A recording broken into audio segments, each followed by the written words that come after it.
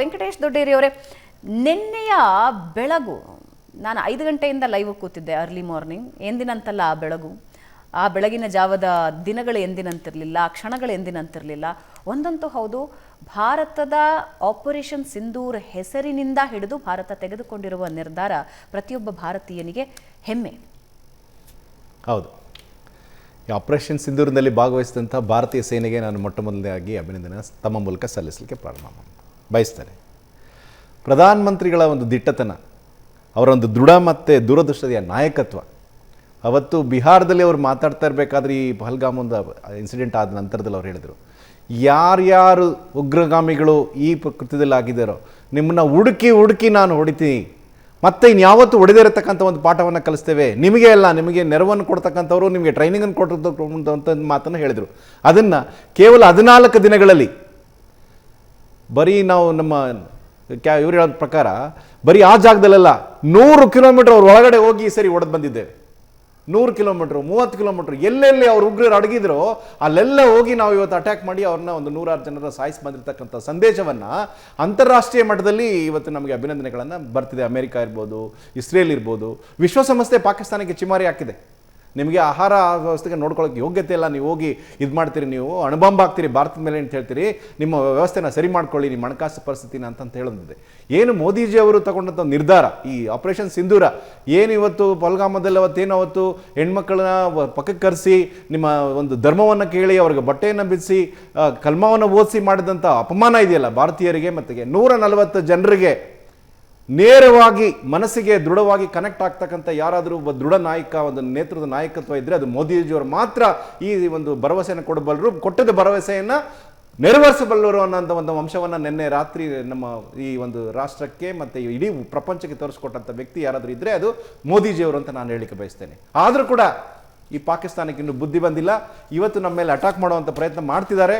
ಅವ್ರಿಗೆ ಇದಿಷ್ಟೇ ಅಲ್ಲ, ಇದೊಂದು ಈ ಆಪರೇಷನ್ ಸಿಂಧೂರ್ ಏನಿದೆ ಇದೊಂದು ಆರಂಭ ಅಷ್ಟೇ, ಅಂತ್ಯ ಅವರ ಅಂತ್ಯ ಆಗ್ತದೆ. ಈಗಾಗಲೇ ಅಲ್ಲಿ ಏನಿದೆ ಪಾಕಿಸ್ತಾನದ ಒಂದು ರಾಜಧಾನಿ ಏನಿದೆ ಅಲ್ಲಾಗಲೇ ಆಗಿದೆ, ಕಾರ್ಯಕ್ರಮ ಆಗ್ತಾ ಇದೆ. ಇದನ್ನ ದಿಟ್ಟವಾದ ಉತ್ತರವನ್ನು ನಮ್ಮ ಭಾರತೀಯ ಸೇನೆ ಅವರಿಗೆ ಕೊಡ್ತಾರೆ, ಇದನ್ನು ತಾವು ನೋಡ್ತೀರಿ ಅಂತ ಹೇಳಲಿಕ್ಕೆ ನಾನು ಬಯಸ್ತೇನೆ. ನವೀನ್ ನಾಗಪ್ಪ ಅವರೇ, ಲಷ್ಕರ್ ಎ ತೊಯ್ಬಾ, ಹಿಜ್ಬುಲ್ ಮುಜಾಹಿದ್ದೀನ್, ಜೈಷ್ ಎ ಮೊಹಮ್ಮದ್ ಇವುಗಳ ಸೆಂಟರ್ಸ್ ಎಲ್ಲಿವೆ ಅನ್ನೋದನ್ನ ಭಾರತ ಕೂಗಿ ಇಡೀ ವಿಶ್ವಕ್ಕೆ ಹೇಳ್ತಾ ಇತ್ತು. ಕಂಟ್ರೋಲ್ ರೂಮ್ಗಳು ಎಲ್ಲಿವೆ, ಎಲ್ಲಿಂದ ಆಪರೇಟ್ ಮಾಡ್ತಾ ಇದ್ದಾರೆ, ಪಾಕಿಸ್ತಾನ ಹೆಂಗೆ ಅವರಿಗೆ ನೆರವುಗಳನ್ನು ಕೊಡ್ತಾ ಇದೆ ಅಂತ. ಆದರೆ ಈ ಹಿಂದಿನ 2-3 ಡೆಕೆಡ್ಗಳ ಹಿಂದೆ ಭಾರತದ ಕೂಗು ಕೇಳಿಸ್ಕೊಳ್ಳೋ ಪರಿಸ್ಥಿತಿಯಲ್ಲಿ ಇಡೀ ವಿಶ್ವ ಕೇಳಿಸ್ಕೊಳ್ತಾ ಇರಲಿಲ್ಲ. ಆದರೆ ಬದಲಾದ ಸನ್ನಿವೇಶದಲ್ಲಿ ಇವತ್ತು ಭಾರತ ಏನು ಹೇಳುತ್ತೆ ಅಂತ ಇಡೀ ವಿಶ್ವ ಕಾದು ನೋಡ್ತಾ ಇದೆ. ಅಟ್ ದ ಸೇಮ್ ಟೈಮ್ ಅದೇ ಉಗ್ರರ ಕಂಟ್ರೋಲ್ ರೂಮ್ಗಳಿಗೆ ಹೋಗಿ ಅದನ್ನು ಧ್ವಂಸ ಮಾಡಿ ವಾಪಸ್ ಭಾರತ ಬಂದಿದೆ. ಈ ಬದಲಾದ ಸನ್ನಿವೇಶ ನೀವು ಹೆಂಗೆ ನೋಡ್ತೀರೋ ಒಬ್ಬ ಸೈನಿಕರಾಗಿ? ಈ ಹಿಂದೆ ನೀವು ಕೆಲಸ ಮಾಡ್ತಾ ಇದ್ದ ಸಂದರ್ಭದಲ್ಲಿ, ಅಂದರೆ ದೇಶ ಸೇವೆ ಸಲ್ಲಿಸ್ತಾ ಇದ್ದ ಸಂದರ್ಭಕ್ಕೂ ಈಗಾಗಿರೋ ಬದಲಾವಣೆಗೂ ಏನು ವ್ಯತ್ಯಾಸ ಕಂಡುಕೋತೀರಿ? ನೋಡಿ, ಹಿಂದೆ ನಾವು ಟೆರರಿಸ್ಟ್ ಕ್ಯಾಂಪ್ಗಳ ಬಗ್ಗೆ ಮಾತಾಡಬೇಕಾದ್ರೆ 26/11 ಆಗೋಕ್ಕಿಂತ ಮುಂಚೆ ಒಂದು ಎರಾ ಅಂತ ಹೇಳ್ತೀವಿ, ಆ ಎರಾದನ್ನು ಕನ್ಸಿಡರ್ ಮಾಡಿದರೆ Bharat was fighting a loan battle ಅಂತ ಹೇಳ್ತೀವಿ. ಟೆರರಿಸಮ್ ನಮಗೆ ಎಫೆಕ್ಟ್ ಆಗ್ತಿತ್ತು, ದೇಶದ ಬೆಲೆ ಯಾವುದೇ ಕಡೆ ಎಫೆಕ್ಟ್ ಆಗ್ತಿರಲಿಲ್ಲ, ಯಾವುದೇ ಮೂಲೆಯಲ್ಲಿ ಎಫೆಕ್ಟ್ ಆಗ್ತಿರಲಿಲ್ಲ, ನಮ್ಮ ದೇಶದಲ್ಲಿ ಜಾಸ್ತಿ ಎಫೆಕ್ಟ್ ಆಗ್ತಿತ್ತು. ಹಾಗಾಗಿ ನಾವು ಎಷ್ಟು ಸಲ ಕೂಗಿ ಹೇಳಿದ್ರು ಅದು ಯಾರು ಇಂಟರ್ನ್ಯಾಷನಲ್ ಕಮ್ಯುನಿಟಿ ಅದನ್ನು ರೆಕಗ್ನೈಸ್ ಮಾಡ್ತಾ ಇರಲಿಲ್ಲ, ಯಾಕಂದರೆ ದೇ ಆರ್ ನಾಟ್ ಎಫೆಕ್ಟೆಡ್. ಬರ್ತಾ ಅದು ರಷ್ಯಾದ ಇದು ಪ್ರಾಬ್ಲಮ್ ಆಗುತ್ತೆ, USSR ಡಿಸ್ಇಂಟಿಗ್ರೇಟ್ ಆಗುತ್ತೆ, ಅಲ್ಲಿ ಅಫ್ಘಾನಿಸ್ತಾನದಲ್ಲಿ ಪಾಕಿಸ್ತಾನದವ್ರು ಸ್ಪಾನ್ಸರ್ಡ್ ಟೆರರಿಸಮ್ನಿಂದ ರಷ್ಯಾನ ಹೊರಗೆ ಹಾಕ್ತಾರೆ. ಸೊ ಇದೆಲ್ಲ ಆದಾಗ 26/11 ಏನಾಗುತ್ತೆ, ಆಮೇಲೆ ಅವಾಗ the world took notice of terrorism. ಅವಾಗ ಅಮೇರಿಕಾದವ್ರು ಹೇಳಿದ್ರು, either you are with us or you are against us ಅಂತ. ಅಂದರೆ ಅದರ ಅರ್ಥ ಏನು ಅಂತಂದರೆ, ಯಾವಾಗ USA ಬುಡಕ್ಕೆ ಟೆರರಿಸಮ್ ಬಂತು ಅವಾಗ ಅವ್ರು ಶುರು ಮಾಡ್ಕೊಂಡ್ರು. ಇಲ್ಲಿವರೆಗೆ ಟೆರರಿಸಮ್ ಕೃಪಾಪೋಷಿತ ಅಂತ ನಂಬೋದಕ್ಕೆ ರೆಡಿ ಇರಲಿಲ್ಲ ದೇಶಗಳು, US ಅಂತೂ ಕೇಳಿಸ್ಕೊಳ್ಳೋದಕ್ಕೆ ರೆಡಿ ಇರಲಿಲ್ಲ, ಅವ್ರಿಗೆ ಎಫೆಕ್ಟ್ ಆಗ್ತಿರ್ಲಿಲ್ಲ, ಅದು ಡೈರೆಕ್ಟಾಗಿ ಎಫೆಕ್ಟ್ ಆಗ್ತಿರ್ಲಿಲ್ಲದ ಕಾರಣದಿಂದ. ಆಮೇಲೆ ಇನ್ನೊಂದೇನು ಗಮನಕ್ಕೆ ಹರಿಸ್ಬೇಕು ನಾವು ಅಂತಂದರೆ, ಆ USSR ರಷ್ಯಾದವರು ಅಫ್ಘಾನಿಸ್ತಾನದಲ್ಲಿ ಬಂದು ಕುಂತಾಗ 90% ಸ್ಪಾನ್ಸರ್ ಮಾಡಿದವರು USA-ದವರು, ಟೆರರಿಸಮ್ನ ಸ್ಪಾನ್ಸರ್ ಮಾಡಿದವರು USA-ದವರು. ಅದು ಯಾವಾಗ ಅವ್ರಿಗೆ ತಿರುಗಿ ಬಿತ್ತು ಅವಾಗ the world started taking notice, as the terrorism does exist and it's affecting humanity, not ಒಂದು ಕಂಟ್ರಿಗೆ ಎಫೆಕ್ಟ್ ಆಗ್ತಾ ಇಲ್ಲ, ಹ್ಯುಮ್ಯಾನಿಟಿಗೆ ಎಫೆಕ್ಟ್ ಆಗ್ತಿದೆ ಅಂದಾಗ ಇವಾಗ ಜನ ಎಚ್ಚೆತ್ಕೊತಾ ಇದ್ದಾರೆ. ಆಮೇಲೆ ಈ ಭೀಕರತೆಯನ್ನು ನೋಡಿ ಇವಾಗ ನೋಡಿ ಪಾಕಿಸ್ತಾನ ಹೆಂಗೆ ಐಸೋಲೇಟ್ ಆಗ್ತಾ ಇದೆ ಅಂತಂದರೆ, ಎಲ್ಲೋ ಒಂದೆರಡು ಕಡೆ China is all weather friend ಅಂತ ಹೇಳ್ತಾರೆ, ಹೌದ್ರಾ? Deeper than the sea, higher than the mountains ನಮ್ಮ ಫ್ರೆಂಡ್ಶಿಪ್ ಅಂತ ಹೇಳ್ತಾರೆ. ಅದು ಒಂದು ರಾಷ್ಟ್ರ ಅವ್ರ ಜೊತೆಗೆ ನಿಂತ್ಕೊಂಡಿರ್ಬೋದು. ಎಲ್ಲೋ ಟು ಸಮ್ ಎಕ್ಸ್ಟೆಂಟ್ ಟರ್ಕಿ ಅವ್ರ ಜೊತೆಗೆ ನಿಂತ್ಕೊಂಡಿರ್ಬೋದು, ತುರ್ಕಿ ಅಂತ ಏನು ಹೇಳ್ತೀವಿ. ಅದು ಬಿಟ್ಟರೆ ಯಾರ ರಾಷ್ಟ್ರನೂ ಕೂಡ ಅವ್ರ ಸಪೋರ್ಟಾಗಿ ಒಂದು ಸ್ಟೇಟ್ಮೆಂಟ್ ಕೊಡ್ತಾ ಇಲ್ಲ. ಅವರು ಟೆರರಿಸಮನ್ನು ಮಾಡಿದ್ರು, ಡೈರೆಕ್ಟ್ ಪಾಕಿಸ್ತಾನನ ಬ್ಲೇಮ್ ಮಾಡಲಿಲ್ಲದ್ರೂ ಇಂಡಿಯಾದ ನಾವೇನು ರಿಯಾಕ್ಟ್ ಮಾಡಿದ್ವಿ, ರಿಟ್ಯಾಲಿಯೇಟರಿ ಮೆಷರ್ ಏನು ಮಾಡಿದ್ವಿ, ಅದನ್ನು ಖಂಡಿಸಿ ಯಾರೂ ಇವತ್ತು ಮಾತಾಡಿಲ್ಲ. ಸೊ ಎಕ್ಸ್ಪ್ಲಿಸಿಟ್ಲಿ ಅದನ್ನು ಹೇಳಿಲ್ಲದ್ರೂ ಕೂಡ ಮಾರಲಿ ನಮಗೆಲ್ಲರೂ ಸಪೋರ್ಟ್ ಮಾಡ್ತಾ ಇದ್ದಾರೆ ಅನ್ನೋದು ನಾವು ಇಂಟರ್ನ್ಯಾಷನಲ್ ಕಮ್ಯುನಿಟಿ ನೋಡಿದರೆ ಇದರಲ್ಲಿ ಸ್ಪಷ್ಟವಾಗಿ ಗೊತ್ತಾಗುತ್ತೆ. ಆದರೆ ಈಗ ಪಾಕಿಸ್ತಾನಕ್ಕೆ ಸರಿಯಾಗಿ ಬುದ್ಧಿ ಕಲಿಸಬೇಕಾಗೋದಕ್ಕೆ ಕರೆಕ್ಟ್ ಟೈಮ್ ಅಂತ ಅನ್ನಿಸ್ತಾ ಇದೆ.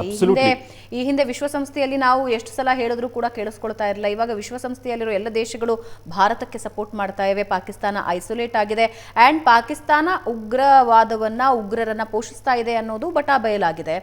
ಚೀನಾ ಡೆಫಿನೆಟ್ಲಿ ಜೊತೆಗೆ ನಿಂತ್ಕೊಳ್ಳುತ್ತೆ, ನೀವು ಹೇಳಿದ ಹಾಗೆ ಟರ್ಕಿನೂ ಜೊತೆಗೆ ನಿಂತ್ಕೊಳ್ಳುತ್ತೆ. ಬಿಟ್ಟರೆ ಪಾಕಿಸ್ತಾನ ಈಗ ಸಿಂಗಲ್ ಆಗಿದೆ. ಇದರ ಜೊತೆಗೆ ಇವಾಗ ಯುದ್ಧಕ್ಕೆ ಹೋಗ್ತೀವಿ, ನಾವು ಅಷ್ಟು ತಿಂಗಳ ಕಾಲ ಯುದ್ಧ ಮಾಡ್ತೀವಿ ಅನ್ನೋ ಪರಿಸ್ಥಿತಿಯಲ್ಲೂ ಡೆಫಿನೆಟ್ಲಿ ಇಲ್ಲ. ಆಟ್ ದ ಸೇಮ್ ಟೈಮ್ ಪಾಕಿಸ್ತಾನದ ಸೇನೆಯ ಕೈಯಲ್ಲೇ ಇಡೀ ಆಡಳಿತ ಇದೆ, ISI ಕೈಯಲ್ಲಿ ಇಡೀ ಆಡಳಿತ ಇದೆ. ಅದನ್ನು ಕೂಡ ನಾವು ಮರೆಯೋದಕ್ಕೆ ಸಾಧ್ಯ ಇಲ್ಲ. ಅವ್ರ ಹತ್ರ ಸೋರ್ಸಸ್ ಇದೆ, ಅವ್ರ ಹತ್ರ ಬಂಡವಾಳ ಇದೆ.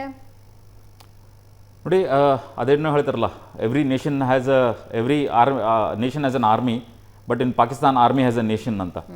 ಸೊ ಹಂಗಾಗಿ ಆರ್ಮಿದು ಯಾವಾಗಲೂ ಅಲ್ಲಿ ಮೇಲ್ಗೈ ಇದ್ದೇ ಇದೆ. They always want to show their ಡಾಮಿನೆನ್ಸ್ನ ಯಾವಾಗಲೂ ಅವರು ಡೆಮಾನ್ಸ್ಟ್ರೇಟ್ ಮಾಡ್ತಾ ಇರ್ತಾರೆ.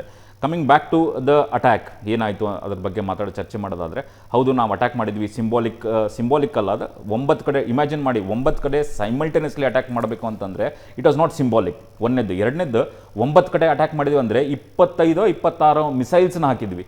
So the idea was not to demonstrate, ಅಂದರೆ ಬರೀ ತೋರಿಸ್ಲಿಕ್ಕಲ್ಲ, ಅದನ್ನು ಎಫೆಕ್ಟ್ ಮಾಡೋಕ್ಕೆ, ಆ ಟ್ರೈನಿಂಗ್ ಸೆಂಟರ್ನ ಧ್ವಂಸ ಮಾಡೋಕ್ಕೆ ಇದನ್ನು ಮಾಡಿರೋದು.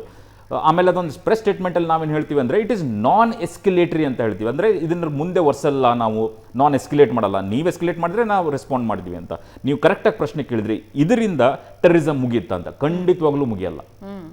It was more of effect ಆಗಿರ್ಬೋದು, ಬಟ್ ಅಗೇನ್ ಸಿಂಬಾಲಿಕ್ ಓನ್ಲಿ. ಯಾಕಂದರೆ ಇವತ್ತು ಈ ಟ್ರೈನಿಂಗ್ ಕ್ಯಾಂಪ್ ಎಷ್ಟು ಡೆಮೊಲಿಷ್ ಆಗಿರ್ಬೋದು, ಅವ್ರು ಮತ್ತೆ ಎಲ್ಲೋ ಕಡೆ ಹೋಗ್ತಾರೆ, ಅಲ್ಲಿಂದ ಟ್ರೈನಿಂಗ್ ಶುರು ಮಾಡ್ತಾರೆ. ಸೊ ನೀವು ಹೇಳಿದ್ರಲ್ಲ, ಇದೇ ರೈಟ್ ಟೈಮ್. ನಾವು ಒಂದು ಒಳ್ಳೆ ಸಮಯ ಬರುತ್ತೆ, ನಾವು 100% ಗೆಲ್ತೀವಿ, ಆವಾಗ ಅಟ್ಯಾಕ್ ಮಾಡ್ತೀವಿ ಅಂತ ಕಾಯ್ಕೊಂತ ಕೂತ್ಕೊಂಡ್ರೆ ಆ ಸಮಯ ಬರೋದೇ ಇಲ್ಲ. This is the right time. ನೀವು ಹೇಳಿದಾಗೆ it has been sandwich, believe me, it has been sandwich. ಈ ಕಡೆಯಿಂದ ಭಾರತ ದಂಡೆದ್ದು ನಿಂತ್ಕೊಂಡಿದೆ, ಆ ಕಡೆ ಬಲೂಚಿಸ್ತಾನದವ್ರು ನಿಂತ್ಕೊಂಡಿದ್ದಾರೆ. ನಾವು ನ್ಯೂಸಲ್ಲಿ ನೋಡ್ತಾ ಇದ್ದೀವಿ ಏನಾಯ್ತು ಅಂತ. ಒಂದು ID ಬ್ಲಾಸ್ಟಲ್ಲಿ 14 ಜನ ಸೈನಿಕರನ್ನ ಒಂದ್ಸಲ ಬ್ಲಾಸ್ಟ್ ಮಾಡಿದ್ದು ನಾವೆಲ್ಲ ನೋಡ್ತಾ ಇದ್ದೀವಿ. ಲಾಹೋರ್ ಏರ್ಪೋರ್ಟ್ ಹತ್ರ ಆಗ್ತಾ ಇದೆ. It is just a matter of time. ಇದರಂಥ ಒಳ್ಳೆ ಸಮಯ ಇನ್ನೊಂದು ಇರೋಲ್ಲ. ಅವರು ವಾರ್ ವೇಸ್ಟೇಜ್ ರಿಸರ್ವ್ ಅಂತ ಹೇಳ್ತೀವಿ. ವಾರ್ ವೇಸ್ಟೇಜ್ ರಿಸರ್ವ್ ಅಂದರೆ ಯಾವುದೇ ಒಂದು ದೇಶ ಯುದ್ಧಕ್ಕೆ ಹೋಗ್ಬೇಕಂತಂದರೆ ವಾರ್ ರಿಸರ್ವ್ಸ್ ಇಟ್ಕೊಂಡಿರ್ತಾರೆ. ಆ ರಿಸರ್ವ್ಸನ್ನು ಅವ್ರು ಎಕ್ಸ್ಪೆಂಡ್ ಮಾಡ್ತಾ ಬಂದಿದ್ದಾರೆ. ಅವರಿಗೆ ಯಾವ ಗತಿ ಇದೆ ಅಂತಂದರೆ, ಯುಕ್ರೇನಿಗೆ ಅವ್ರ ಶೆಲ್ಲನ್ನು ಮಾರ್ಕೊಂಡಿದ್ದಾರೆ. ಯುಕ್ರೇನಿಗೆ ಬೇಕಾಗಿತ್ತಂತ, ಅವ್ರ ಹತ್ರ ದುಡ್ಡಿಲ್ಲ ಅಂತ. ಸೊ ವಾರ್ ವೇಸ್ಟೇಜ್ ರಿಸರ್ವ್ ಕೂಡ ಕಡಿಮೆ ಆಗಿದೆ. ಅವರ ಸುದ್ದಿ ಪ್ರಕಾರ, ಇಂಟೆಲಿಜೆನ್ಸ್ ರಿಪೋರ್ಟ್ ಪ್ರಕಾರ ಅವ್ರ ಹತ್ರ 5ರಿಂದ 6 ದಿನದವರೆಗೆ ವಾರ್ ವೇಸ್ಟೇಜ್ ರಿಸರ್ವ್ ಇದಾವೆ. ಸೊ ಎಲ್ಲಿವರೆಗೂ ಹೋರಾಡ್ತಾರೆ? 1 ವಾರ ಹೋರಾಡ್ತಾರೆ. ಆಮೇಲೆ ಏನಾಗುತ್ತೆ ಅವ್ರ ಗತಿ? This is the right time. ನಾನು ಹೇಳ್ತಿರೋದು ಬಲೂಚಿಸ್ತಾನ್ ಅಷ್ಟೇ ಸಪೋರ್ಟ್ ಮಾಡೋದು ಅಷ್ಟೇ ಅಲ್ಲ, ಸಿಂಧ್ ಪಾಕಿಸ್ತಾನದ ಪ್ರಾಬ್ಲಮ್ ಇದೆ, ಅಲ್ಲಿ ಖೈಬರ್ ಪಖ್ತೂನ್ವಾದಲ್ಲಿ ಪ್ರಾಬ್ಲಮ್ ಇದೆ.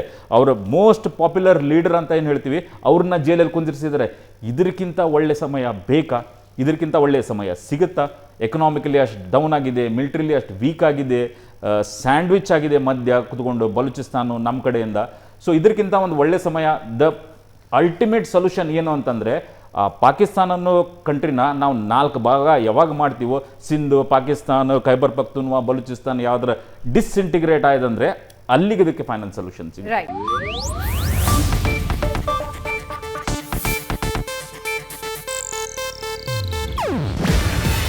ಇದು ಏಷ್ಯಾನೆಟ್ ನ್ಯೂಸ್ ನೆಟ್ವರ್ಕ್ ಪ್ರಸ್ತುತಿ. ನೀವು ನೋಡ್ತಿದ್ದೀರಾ ಏಷ್ಯಾನೆಟ್ ಸುವರ್ಣ ನ್ಯೂಸ್.